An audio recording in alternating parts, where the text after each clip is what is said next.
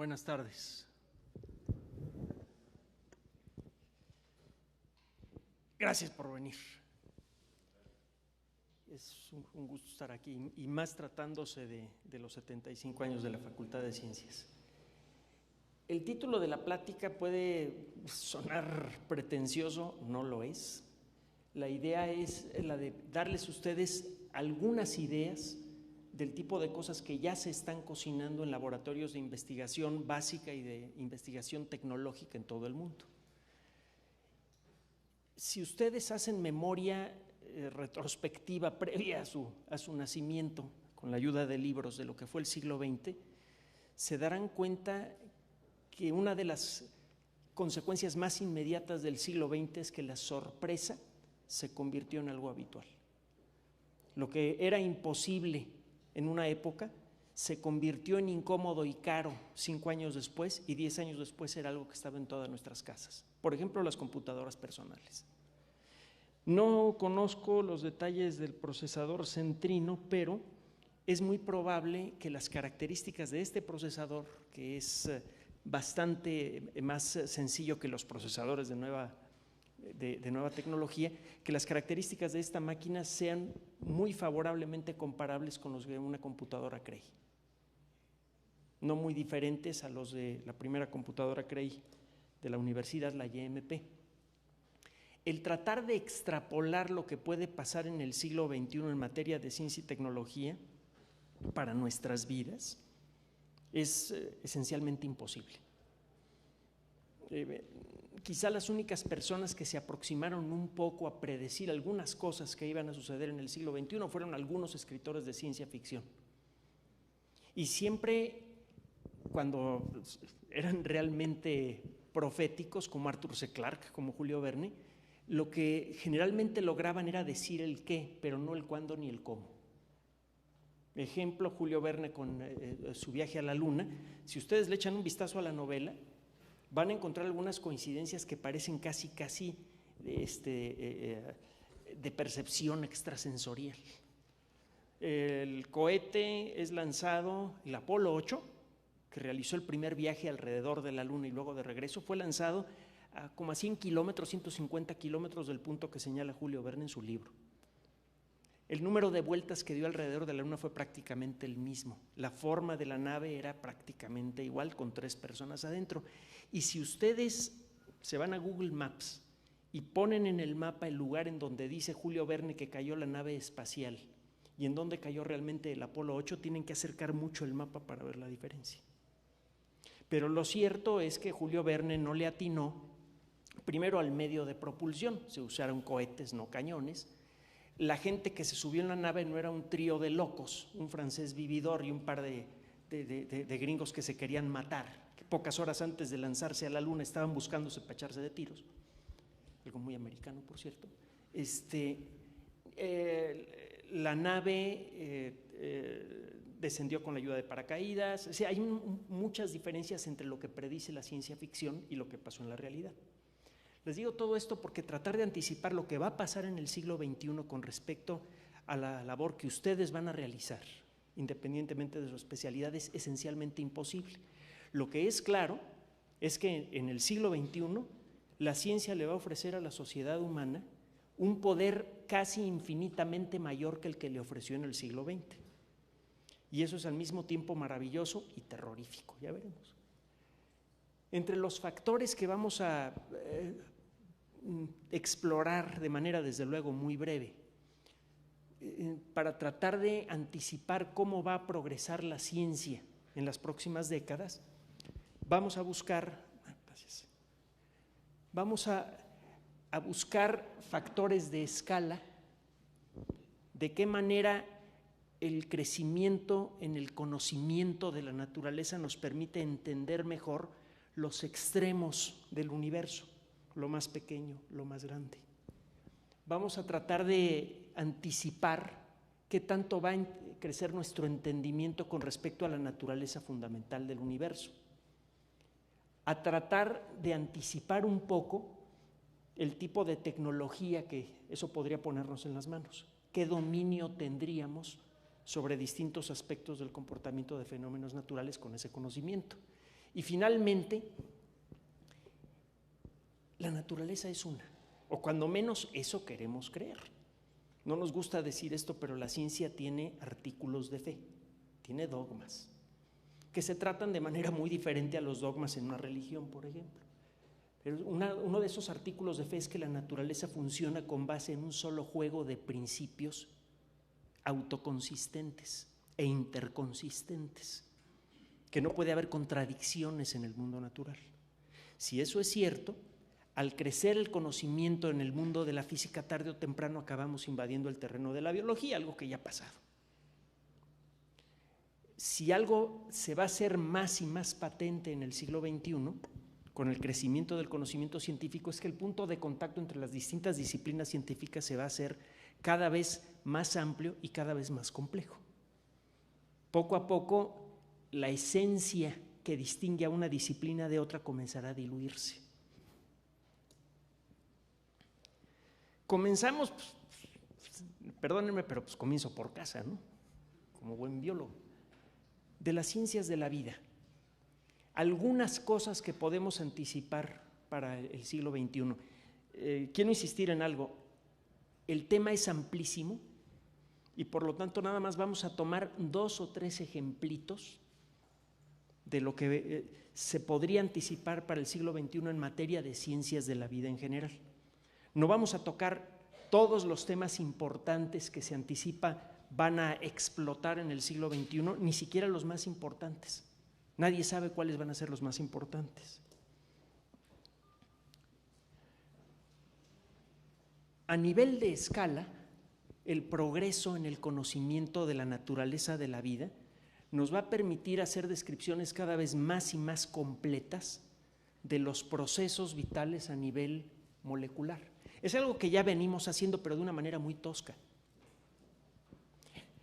En alguna ocasión hemos usado el ejemplo, el tratar de describir lo que pasa en una sola célula viva es mucho más complejo que el tratar de describir todas las interacciones personales de cualquier tipo que ocurren en la Ciudad de México.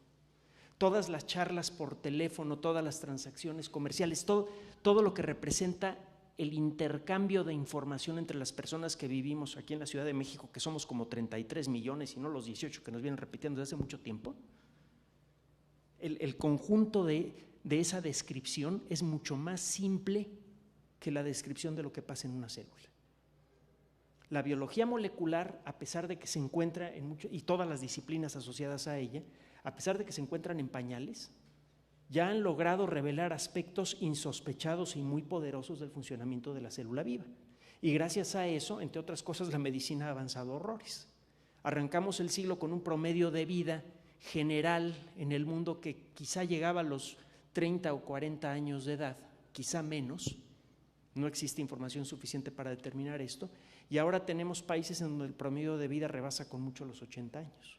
Esa es una de las muchas consecuencias del incipiente uso del conocimiento de la biología molecular y de las disciplinas asociadas, la genética, etc. Entonces, uno de los primeros elementos que vamos uno de los primeros aspectos que claramente se van a hacer más patentes como consecuencia del avance del conocimiento es que vamos a tener una capacidad muy superior para describir lo que sucede en un ser vivo a nivel molecular, en una sola célula y en todas las células que integran a un organismo. Entre otras cosas, un mejor entendimiento de lo que sucede, por ejemplo, en el sistema de control de la expresión de genes. Es un tema maravilloso de donde podría salir, entre otras cosas, curas fantásticas para enfermedades que ahorita no podemos ni tocar, etc. Por otro lado, en el otro extremo del espectro, es probable que la biología alcance a desarrollar las herramientas suficientes para poder describir en términos razonablemente precisos el funcionamiento de ecosistemas completos. Es algo que no sabemos hacer ahora, al punto de que no sabemos cuáles son las consecuencias de nuestros actos para el ecosistema terrestre. Sabemos que pueden ser muy malas, pero no sabemos cómo calcularlas, cómo anticiparlas.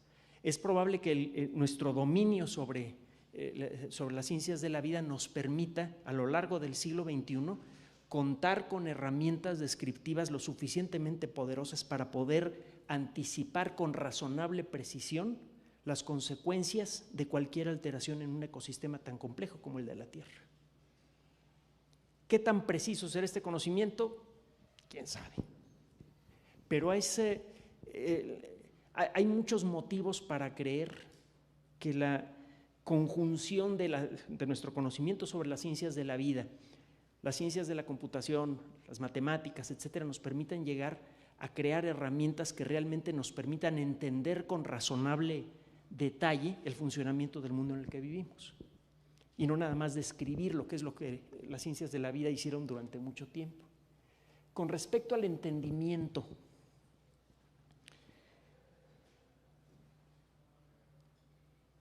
¿hasta qué punto entendemos la evolución y hasta qué punto la describimos nada más? Son dos cosas que se parecen pero que no son iguales. El poder describir con la ayuda de fósiles, por ejemplo, cómo fue la evolución temprana de pequeños dinosaurios terópodos hacia las aves, es algo que requiere, desde luego, de mucho estudio, de un análisis muy cuidadoso y de suficientes fósiles.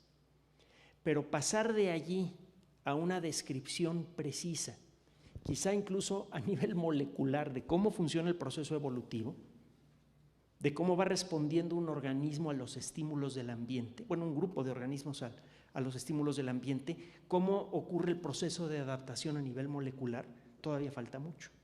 Es algo que probablemente vamos a conseguir en este siglo. Con ese nuevo conocimiento, ¿qué cosas podríamos lograr? Si llegáramos a conseguir esto en particular, el control de la expresión del genoma y del epigenoma, podríamos esencialmente anular, cuando menos eso es lo que imaginan algunas personas, esto es ciencia ficción, también lo era el viaje a la Luna. Si llegáramos a controlar eso, podríamos acabar con la vejez, podríamos acabar con casi cualquier enfermedad. Podríamos extender la vida de manera indefinida. No viviríamos para siempre, pero la principal causa de muerte sería un accidente, no enfermedad, hasta donde podemos anticiparlo. Realmente nadie sabe qué pasaría si logramos, por ejemplo, cancelar el proceso de envejecimiento o reducirlo mucho, y si es posible, por ejemplo, erradicar de principio enfermedades degenerativas como el cáncer. No sabemos si la maquinaria genómica, al trabajar por inventar algo 200 años, acaba descomponiéndose de una manera que no acabamos de anticipar. Pero el hecho es que si llegamos a tener un verdadero control, un verdadero entendimiento de cómo funciona esa maquinaria molecular con suficiente detalle, al punto de que podamos controlarla, muchas de las cosas que nos pasan en lo personal, como perder el cabello, se volvería algo del pasado. A lo mejor ya nacieron los últimos calvos. Es algo esperanzador.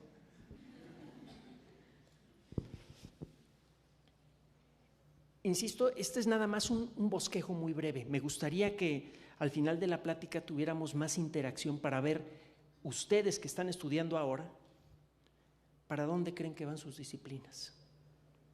En estos términos que estamos tratando aquí, ¿qué tipo de tecnología creen que se va a desprender de la biología, de la geología, de las matemáticas, de las disciplinas en las que están ustedes estudiando ahora? En el mundo de la física, ¿vieron la película Ángeles y Demonios? Que prenden el acelerador cuando los científicos están adentro del acelerador, eso los cocinaría inmediatamente, o les arrancaría las muelas a la hora de arrancar los imanes superconductores. Esto es de verdad. Este es el centro de control del detector más grande que está en el CERN, que es Atlas. En este lugar, a lo largo de los próximos meses, es probable que se pueda determinar, es probable, no es seguro, que se pueda determinar si algunas de las teorías más importantes de la física moderna tienen suficiente sustento o no. Una de las ideas más queridas y de las que dependen muchas carreras incluso, es la idea de la supersimetría. Y es una idea que está en mala situación, digamos. con los primeros resultados que está empezando a ofrecer el LHC en su nuevo modo de operación, es muy probable que se pueda decidir si la supersimetría tiene méritos suficientes para seguir trabajando en ella o no. Y si la supersimetría no funciona, hay muchas otras cosas que empezarían a funcionar mal, como la teoría de las supercuerdas, en las que mucha gente ha trabajado en las últimas décadas. ¿Cuál es el alcance a nivel de escala en nuestro entendimiento del mundo físico al final del siglo XXI? Es probable que logremos determinar realmente cuáles son los elementos fundamentales que integran al universo. Venimos jugando con esto desde hace mucho tiempo. La idea del átomo, de aquello que no se puede dividir, que es lo que significa la palabra átomo en griego. Resulta que los átomos sí se pueden dividir y mucho. Esas cosas que llamamos átomos, ya sabemos que están hechas de protones, neutrones y electrones, y los protones y neutrones son verdaderos universos, que tienen quarks y tienen gluones y tienen quién sabe qué bola de cosas más.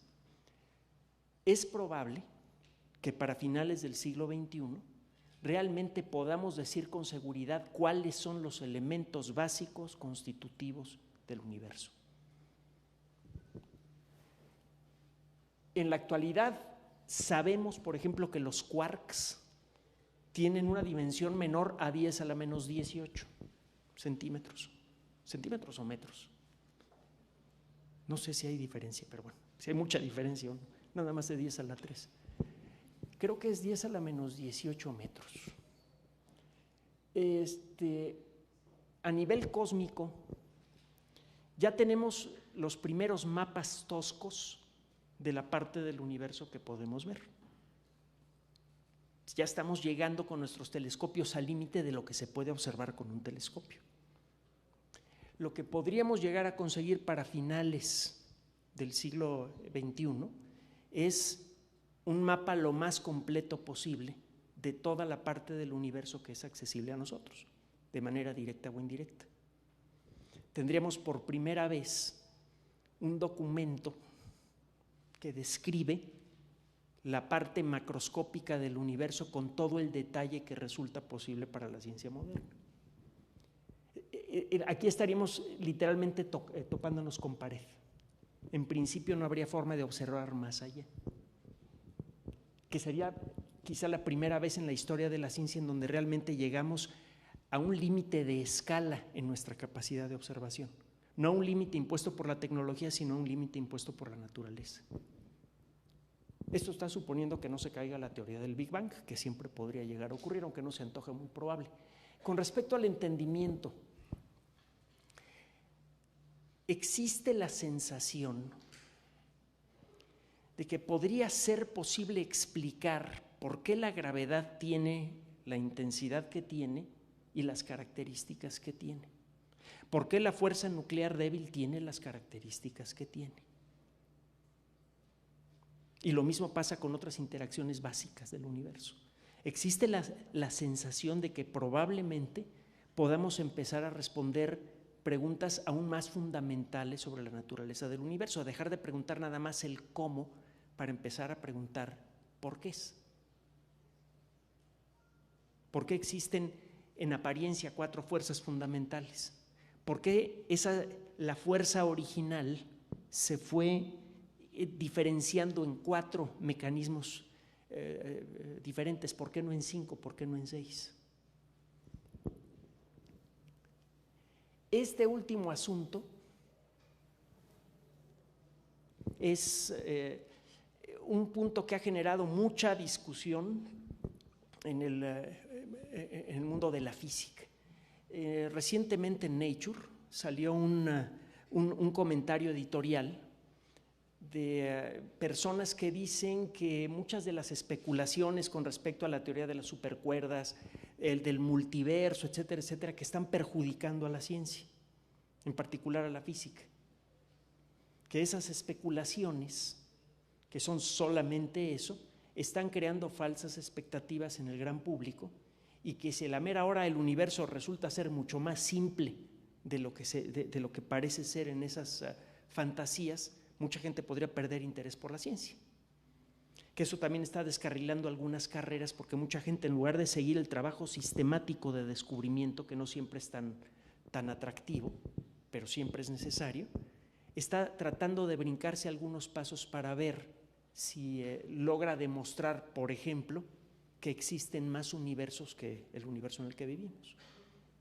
Lo cierto es que muchas de las ideas que están funcionando mejor en los límites de la física teórica, conceptos como el universo holográfico, la idea de las supercuerdas, etcétera, sugieren fuertemente que la experiencia de la realidad en la que hemos confiado en los últimos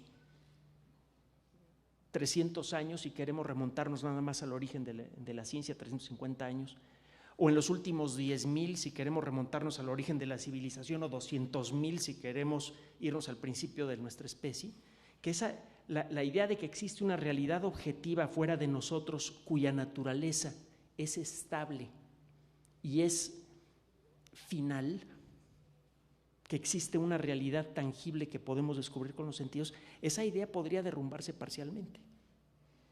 Existe la sensación de que lo que vemos y experimentamos de alguna manera podría ser nada más una pálida sombra de lo que realmente ocurre en el universo. Y eso empieza a levantar una serie de especulaciones que ya se salen del mundo de la ciencia para meterse en el mundo de la filosofía. ¿Hasta dónde es posible comprender la realidad? Si es cierto algunas de las cosas más extremas que se dicen del principio holográfico, entonces en un sentido muy real ustedes y yo no estamos aquí, ni somos de 3 dimensiones. Si es que algunas de esas especulaciones resultan ser ciertas. Lo que ahorita es una nube de especulaciones en la frontera del conocimiento podría convertirse cuando menos parcialmente en certidumbre en las próximas décadas. El trabajo en el LHC podría ayudar a dispersar cuando menos algunas de las fantasías más extremas en relación a la naturaleza física de la realidad, o podría confirmarlas. Y si el LHC no lo consigue, lo podría conseguir la siguiente generación de aceleradores. Ya se está hablando seriamente en China de construir un acelerador como de 100 kilómetros de circunferencia, mucho más poderoso que el LHC, y desde luego el CERN también ya tiene planes para un acelerador parecido. Así que a lo largo del siglo XXI es probable que las nuevas máquinas de investigación nos ayuden a encontrar elementos tangibles, verificables, que nos permitan decidir si la realidad es lo que parece o no. ¿Qué tipo de tecnología se podría empezar a desprender del dominio que empezamos a tener sobre la naturaleza del mundo físico? Hay muchas cosas que están empezando a suceder en laboratorios de investigación de desarrollo de nuevos materiales en todo el mundo. Probablemente muchos de ustedes han visto este video en el que unas botas las cubren con un material supuestamente hecho de nanopartículas, y a la hora de meter esas botas en el lodo y sacarlas del lodo, el lodo simplemente se resbala de las botas y las botas quedan en perfecto estado. Si se acuerdan de la novela Contacto, si leyeron la novela Contacto, que siempre es mejor que la película, la doctora Arroway en la novela es una persona cerebral, inteligente, no es una persona medio neurótica como la que representan en la película, se pone a llorar por todo.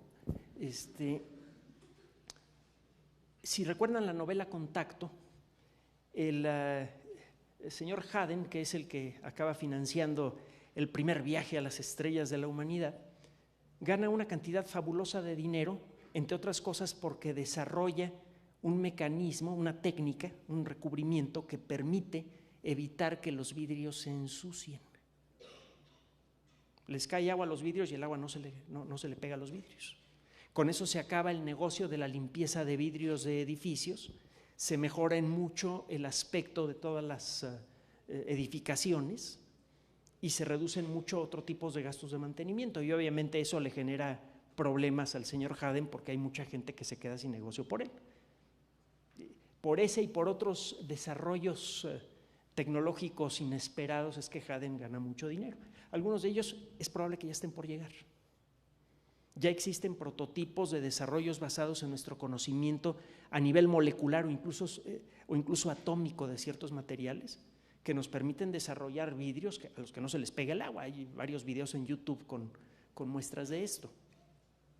La nanotecnología, la disciplina tecnológica que el conjunto de conocimientos tecnológicos que nos permite en principio fabricar objetos pequeños con características uniformes y que tengan algún valor. Promete, entre otras cosas, desarrollar medicamentos muy efectivos contra el cáncer. Es una de las cosas que ya están en prueba desde hace tiempo y que cuando menos en laboratorio funcionan bien. Las nanobolitas de oro rellenas de algún veneno y recubiertas de alguna cosa que les permita a las nanobolitas de oro pegársele únicamente a células cancerosas.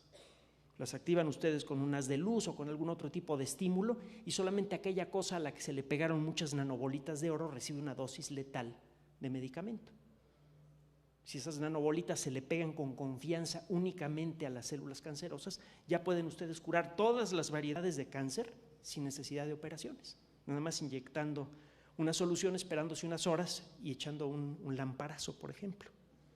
Esa idea y otras ideas similares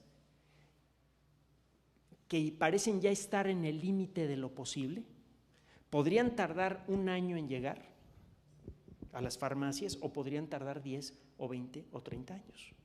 Pero lo cierto es que a lo largo de este siglo vamos a ver un progreso muy importante en materia del desarrollo de cosas ultra pequeñas que tienen algún efecto importante en nuestra vida, sea en nuestra salud, en nuestro trabajo, etcétera, etcétera.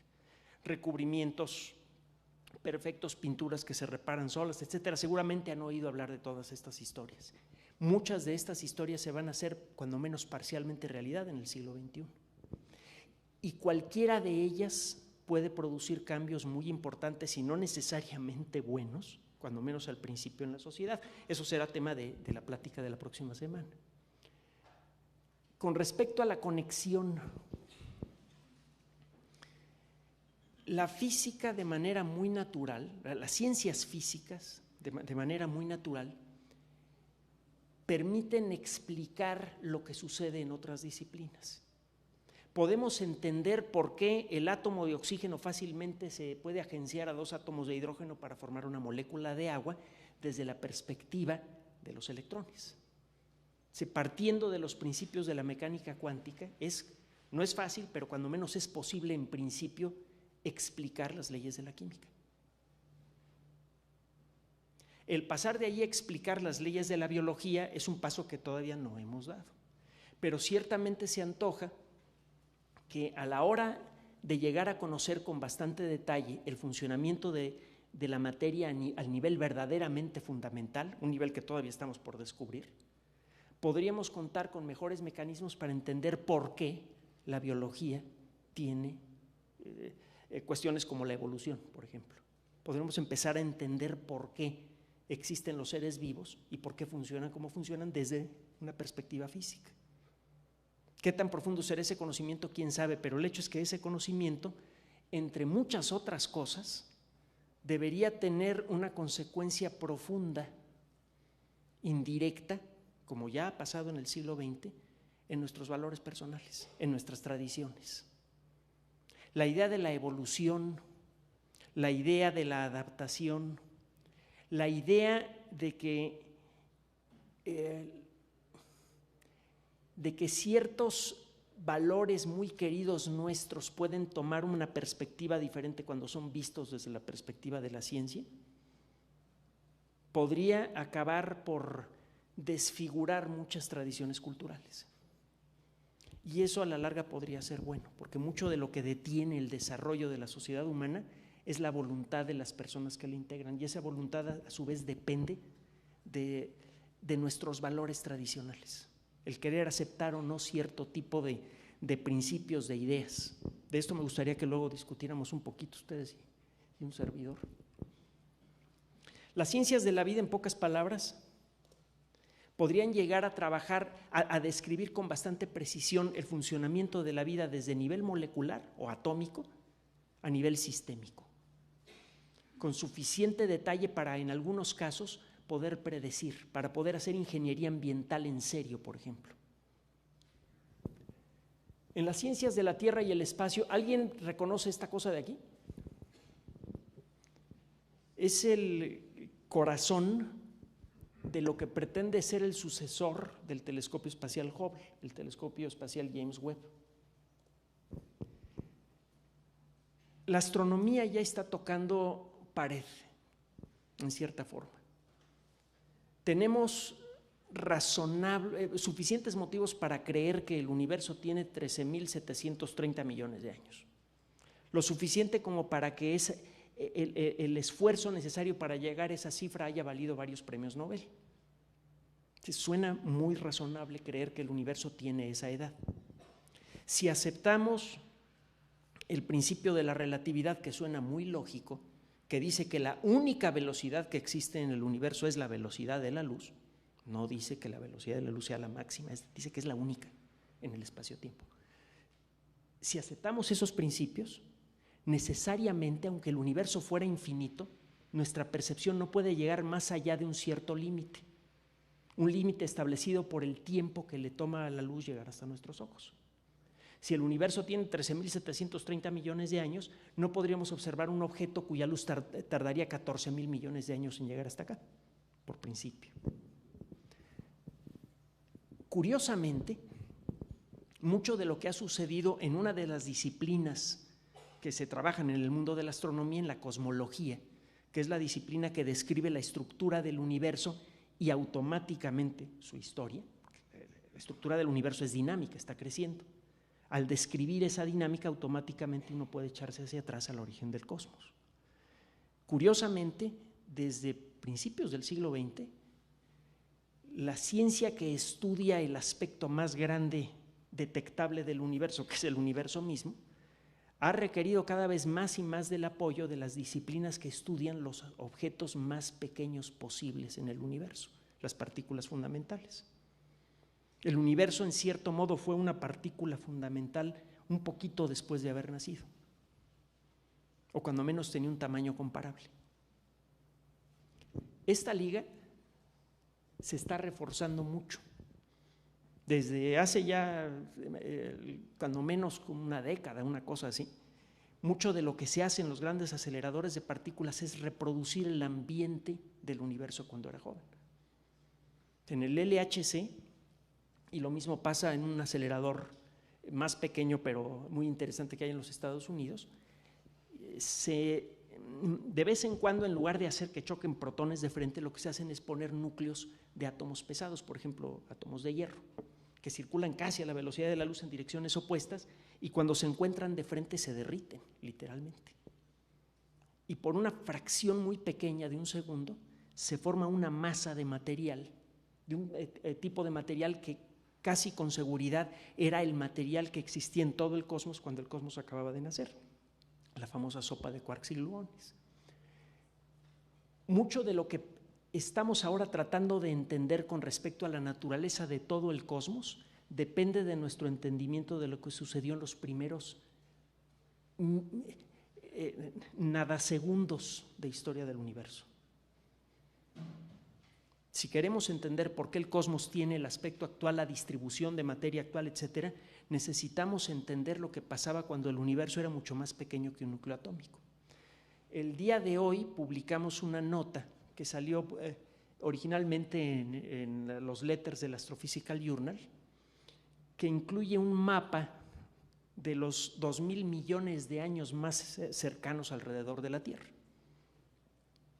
Este mapa, que presenta la distribución tridimensional de materia alrededor de nuestra Vía Láctea, tiene una estructura que solamente puede ser explicada por los principios de la mecánica cuántica. Cuando el universo era increíblemente pequeño, las para nosotros extrañas reglas de la mecánica cuántica dictaban la distribución de materia, bueno, de las semillas de lo que luego fue la materia actual.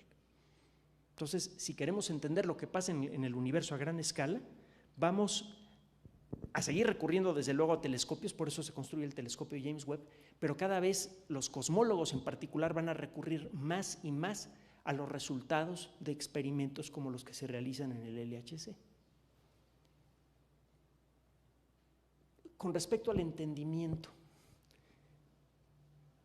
¿qué sorpresotas nos llevamos en el siglo XX con respecto al entendimiento de la estructura general del universo, de qué está hecho el universo? Creíamos que con describir a los átomos ya podíamos describir a todas las manifestaciones materiales del cosmos. Y resulta que si lo que creemos ahora es correcto, por cada kilo de materia normal hay 5 kilos de materia oscura en el universo.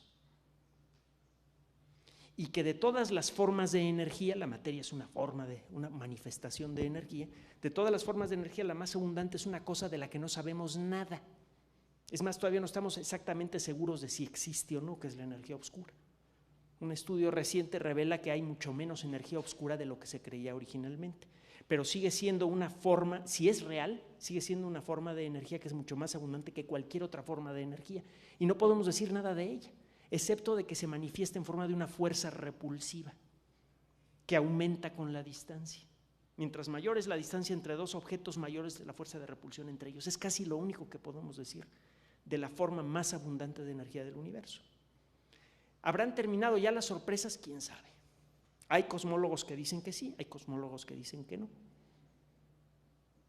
En la actualidad creemos que el 90 y tantos % de toda la energía del universo está concentrada en forma de 75%, perdón, de la energía del universo está concentrada en forma de materia oscura, y del restante casi toda es, energía oscura, del restante casi todo es materia oscura y una pequeña fracción le corresponde a la materia normal. ¿Habrá algunas otras manifestaciones de energía diferentes? Es muy probable que para finales del siglo XXI podamos contestar por primera vez en la historia, con razonable certidumbre, cuáles son los elementos fundamentales que integran al universo. Es una pregunta fundamental que todavía no podemos responder con suficiente tranquilidad. Para finales del siglo XXI es muy probable que podamos describir la composición completa del universo. ¿Para qué nos puede servir ese conocimiento? ¿Para qué nos puede servir el conocimiento derivado de la astronomía en general? Parece que es una disciplina que no tiene aplicación práctica. Pero la realidad es que las armas nucleares se desarrollaron principalmente por un conocimiento que en buena parte fue derivado de la astronomía. Además, de todas las ciencias, la astronomía y la biología son las que más consecuencias sociales han tenido, por mucho. Pero bueno, entre otras cosas, si llegamos a extender un poco lo que entendemos del universo a gran escala, las consecuencias pueden ser, entre otras, la primera consecuencia sería la dispersión de la sociedad humana fuera del sistema solar. Es algo que no creo que vaya a pasar en el siglo XXI ni en el XXII, pero lo que sí es muy probable que ocurra es que antes de mediados del siglo XXI ya se haya iniciado la colonización del sistema solar, de manera limitada, de manera tímida, pero de manera imparable. Desgraciadamente la motivación es económica. En cierto modo es la mejor motivación que hay, porque nadie pone dinero en un proyecto nuevo si no espera ganar más dinero todavía. Es un problema que vamos a discutir un momento más cuando lleguemos a las ciencias sociales, pero ya existen proyectos bastante formales, bastante serios en los Estados Unidos, medio escondiditos en China y en Rusia, para iniciar de alguna manera la explotación del espacio. China ya le echó el ojo a la luna. Los Estados Unidos están jugando con la idea de arrear asteroides, jugando muy en serio, ya se han gastado varios centenares de millones de dólares en proyectos y en estudios para arrear asteroides y ponerlos en órbita de la luna y explotarlos. Y es algo que en el caso de los Estados Unidos depende nada más de que logren echar a andar por fin a su nuevo proyecto espacial tripulado, que va, por cierto, por buen camino, despacito, pero ahí va. Entonces, el entendimiento del universo a gran escala nos va a permitir hacer realidad uno de los sueños más viejos de la ciencia ficción: salir de la cuna. Creo que fue Tsiolkovsky, no recuerdo si fue Tsiolkovsky, si no, a lo mejor alguno de ustedes me puede corregir, el que dijo: la Tierra es la cuna del ser humano, pero una persona no se puede quedar en la cuna para siempre. El siglo en donde va a ocurrir eso, o vamos a reventar como ejotes, es este. Y muchos de ustedes los van a ver. A lo mejor, quiero creer, algunos de ustedes van a participar de eso. Conexión con otras disciplinas. No se puede entender bien el origen de la vida, que es uno de los temas más importantes de la ciencia, de los más profundos, de los más conmovedores, si no entendemos suficiente de la formación de planetas. Simplemente no sabemos qué tan viable es que un planeta joven dé las condiciones necesarias para la aparición de la vida.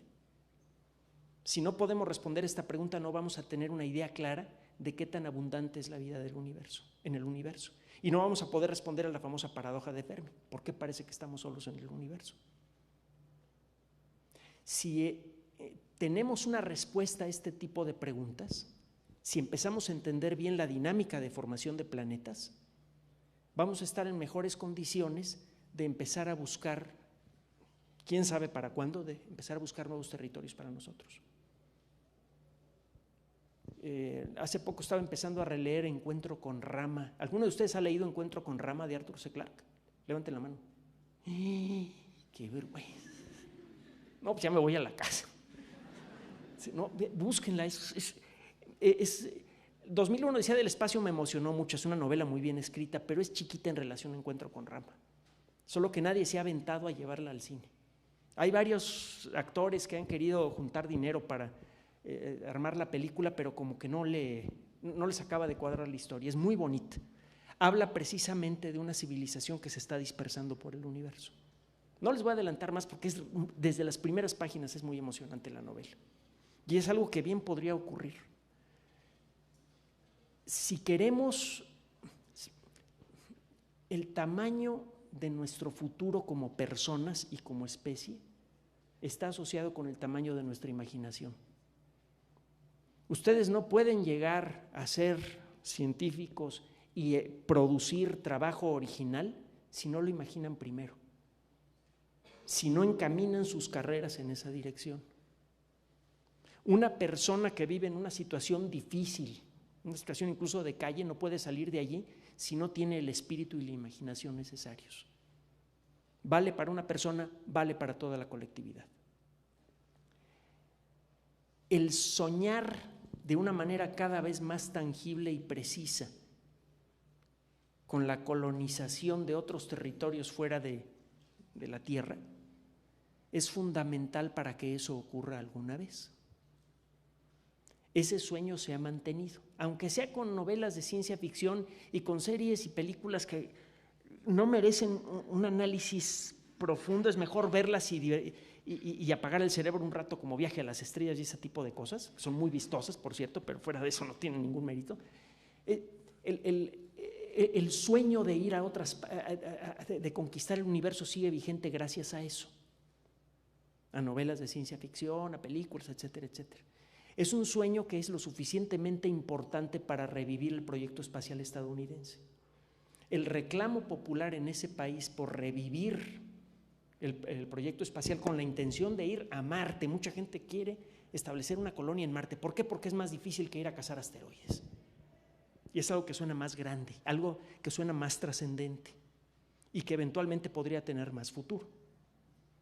Es algo que podría rescatar a la sociedad humana de una catástrofe como la que pintan en la película Interestelar, que por cierto está bastante buena, tiene sus detallitos, pero está bastante buena.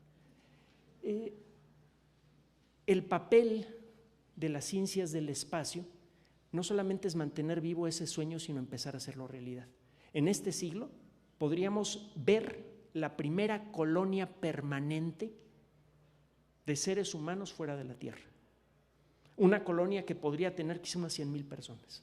¿Es practicable? Sí, sí es perfectamente practicable. Estamos utilizando, por cierto, una categorización del mundo de la ciencia muy tosca, que se basa un poco en una serie de charlas de Richard Feynman. ¿A quién no le suena el nombre de Richard Feynman?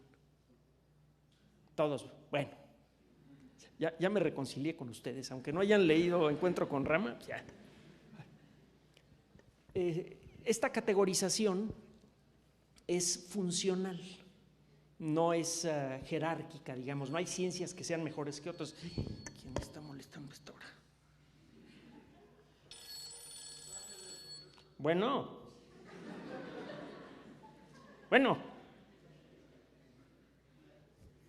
se sacaron de onda. Bueno, las ciencias formales son desde luego las matemáticas y las ciencias de la lógica, que en la perspectiva de Feynman son de alguna manera un poco diferentes. Sería cosa de sentarse a discutir qué tan diferente puede ser la matemática de la lógica. A final de cuentas es una formalización de aquello que llamamos lógico. Pero bueno, ¿cuál es el alcance de escala de las matemáticas? Ustedes pueden imaginar cosas que no existen mientras sean consistentes. Si alguna vez llegamos de veras a tocar pared en nuestro entendimiento de la realidad y llegamos a encontrar algún resquicio para entender que hay más allá de la realidad que podemos percibir, es a través de las matemáticas. Las matemáticas podrían convertirse en la herramienta, en la puerta que podríamos abrir en la pared del universo para ver qué hay del otro lado. Ya está empezando a ocurrir. Si alguna de las fantasías más desarrolladas de la física, como la teoría de las supercuerdas o el principio holográfico, resultan ser ciertas, entonces ya tenemos la herramienta para ver qué hay más allá de la realidad. Y es una herramienta principalmente matemática.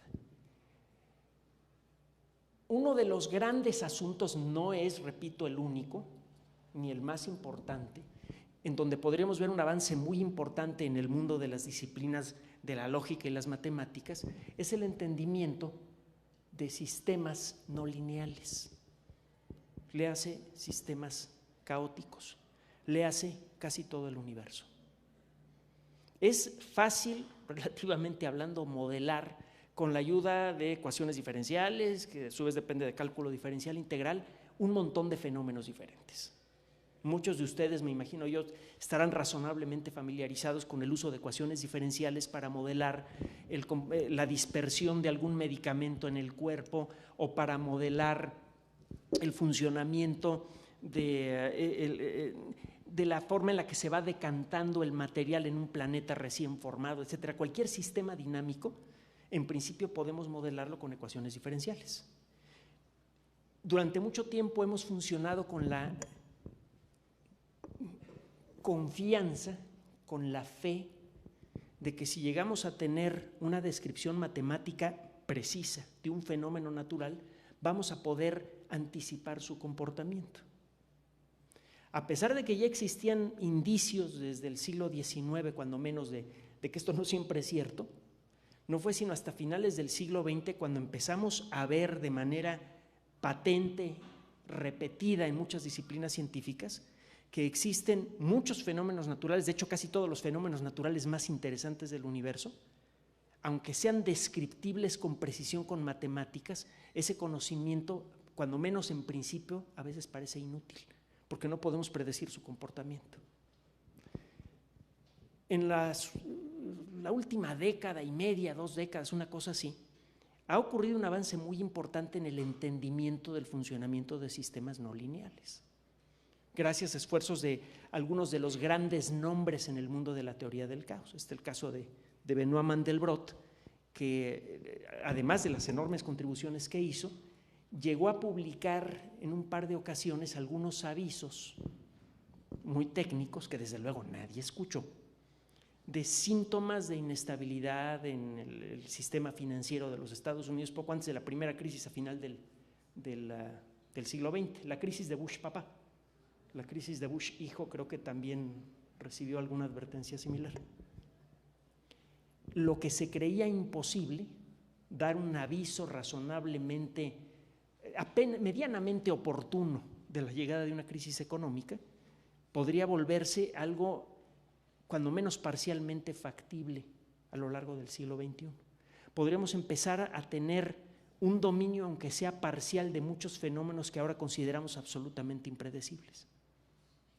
Gracias a que empezamos a escapar de la idea de que solamente aquellos sistemas formales que tienen comportamiento lineal sirven para hacer predicciones.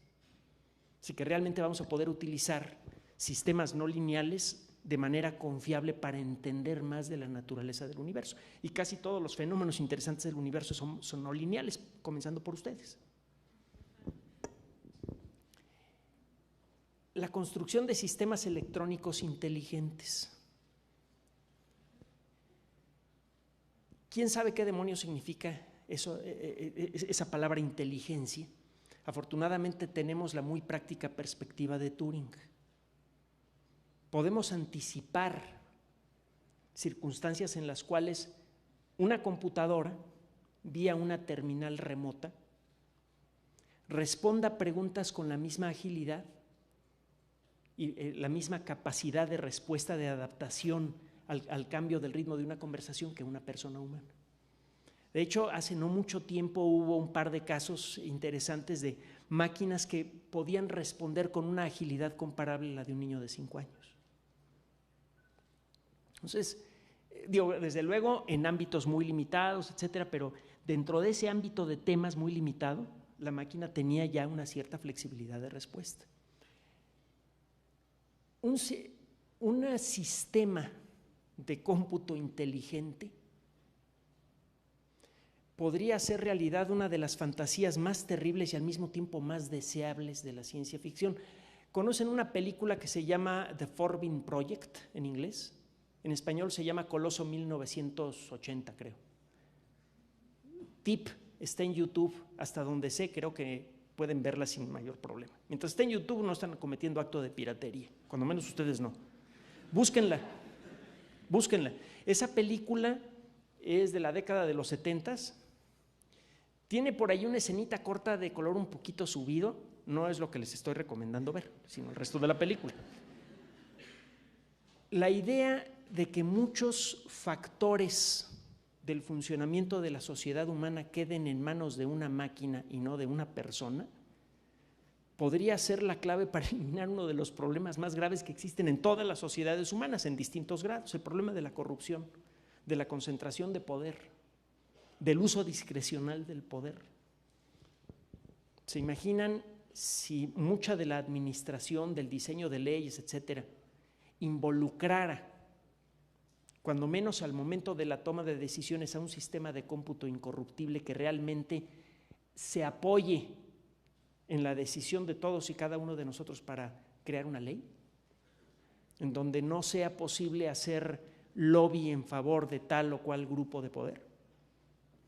Se podría resolver muchos problemas y causar otros, desde luego. Es una idea con la que se viene jugando desde hace muchos años y que parece tonta, absurda, imposible. Acuérdense que eso es lo que a eso sonaba el término computadora personal en la década de los 60. Sistemas electrónicos inteligentes, predicción de fenómenos a gran escala que afectan la vida de millones de personas. Ya tenemos sistemas capaces de predecir con razonable precisión en dónde va a pegar un huracán unas pocas horas antes. El extender esto a días quizá sería posible, desde luego con ciertos márgenes de error, pero se antoja que podría ser posible. La predicción de terremotos. ¿Quién ha oído hablar del sistema QuakeSim? Qué buena onda, gracias. En un ambiente desde luego muy restringido, con un montón de consideraciones, pero este sistema en una prueba logró anticipar con un 98% de confianza la posición e intensidad de los epicentros de sismos en California. No podía predecir el momento, pero sí que a lo largo de un intervalo que me parece que era de 10 años, podía anticipar en donde iba a ocurrir un terremoto de tal magnitud. Es desde luego un sistema absolutamente impráctico a gran escala. En este momento es un sistema que probablemente no funcionaría igual de bien en otros países del mundo, pero vaya, la idea de predecir sismos ya no es una locura, es algo simplemente muy difícil, escandalosamente difícil. Y las cosas que son terriblemente difíciles solamente necesitan, primero que nada, talento y luego un poco de dinero para resolverse. ¿Hasta dónde va?